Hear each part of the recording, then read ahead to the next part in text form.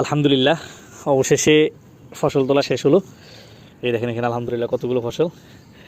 তো অবশ্যই জানাবেন যে এখানে কতটুকু বটবড়ি আছে, ঠিক আছে, কতটুকু বটবড়ি আছে এবং এটাকে দেশীয় ভাষায় কে কোন ভাষায় বলেন অবশ্যই একটু জানাবেন।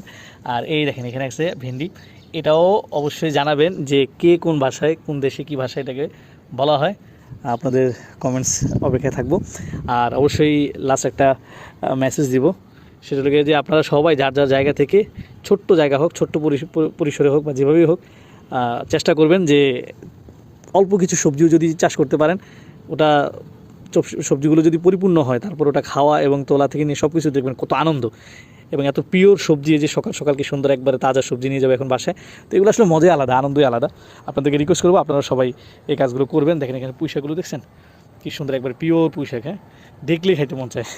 এবং আরও বেশ কিছু ফসল আছে ইনশাল্লাহ, আপনাদেরকে অবশ্যই